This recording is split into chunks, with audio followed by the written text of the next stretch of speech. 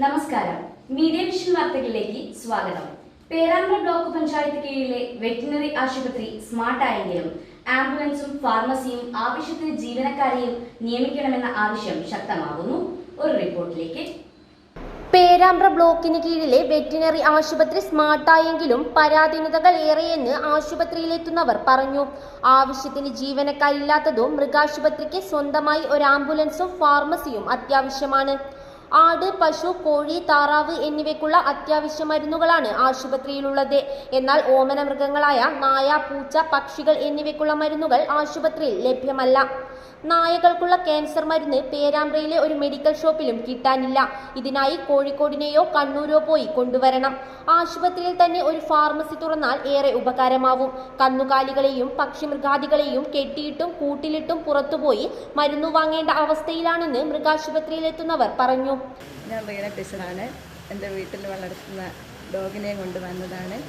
അതിൻ്റെ സുഖമല്ല. ഇന്നലെയും കൊണ്ടുവന്നു, ഇന്നും കൊണ്ടുവന്നു. പക്ഷേ ഇവിടെ മരുന്ന് കിട്ടാത്തൊരവസ്ഥയുണ്ട്. ആ മരുന്ന് വാങ്ങിക്കണമെങ്കിൽ പേരാമ്പ്ര പോയി വരണം.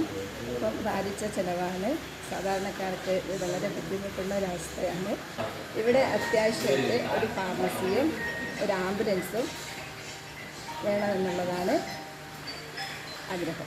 മൃഗങ്ങൾക്കുള്ള സ്കാനിംഗ് അടക്കം നിരവധി ചികിത്സയും ലഭിക്കുന്നതായും 24 മണിക്കൂറും ആശുപത്രി പ്രവർത്തിക്കുന്നതായും അസിസ്റ്റന്റ് ഡയറക്ടർ ഡോക്ടർ ലീന പറഞ്ഞു. ഗവൺമെൻറ് വെറ്റിനറി പോളിക്ലിനിക് പേരാമ്പ്ര ഒരു 24 hours വർക്കിംഗ് ഇൻസ്റ്റിറ്റ്യൂഷനാണ്. ഇവിടെ 3 ഷിഫ്റ്റാണ്. 8 to 2 ഒരു ഷിഫ്റ്റ്, 2 to 8 ഒരു ഷിഫ്റ്റ്, പിന്നെ 8 to morning 8. അപ്പം ടോട്ടൽ 24 hours വർക്ക് ചെയ്യുന്ന ഒരു ഇൻസ്റ്റിറ്റ്യൂഷനാണ്.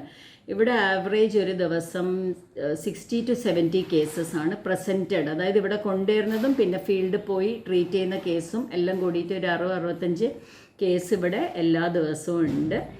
അപ്പം ഇവിടെ ലാർജ് അനിമൽ ട്രീറ്റ്മെൻറ്റും സ്മോൾ അനിമലും ഈ ഇൻസ്റ്റിറ്റ്യൂഷനിൽ എല്ലാ ഫെസിലിറ്റീസും 1.5 കൊല്ലമായിട്ട് ഇവിടെ എല്ലാ സൗകര്യങ്ങളും ഉണ്ട്. ലാബുണ്ട്.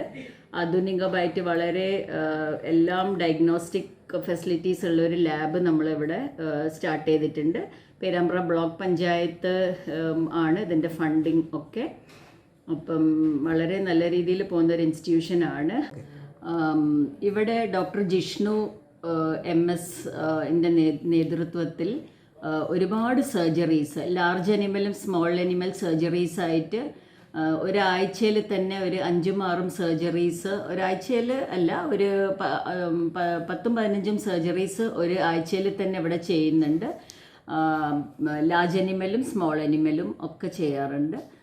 ഇവിടെ ഡോക്ടർ ജിഷ്ണു വന്ന മുതൽ ഇവിടെ ഇൻറ്റേൺഷിപ്പ് ഹൗസ് സർജന്മാർ എല്ലാ പ്രാവശ്യവും ഒരു 28 ഡേയ്സിൻ്റെ ഗ്യാപ്പിൽ ഒരു 5-6 ഹൗസ് സർജന്മാർ ഇവിടെ പഠിക്കാൻ വേണ്ടിയിട്ട് തന്നെ വരാറുണ്ട്. ദൂരസ്ഥലങ്ങളിൽ നിന്നു പോലും നിരവധി പേരാണ് ചികിത്സ തേടി എത്തുന്നത്. ഒരു ആംബുലൻസും ഫാർമസിയും വന്നാൽ മൃഗാശുപത്രി ഒന്നുകൂടി സ്മാർട്ടാവും. ഹലോ, എൻ്റെ പേര് ഭാസ്കരൻ എന്നാണ്.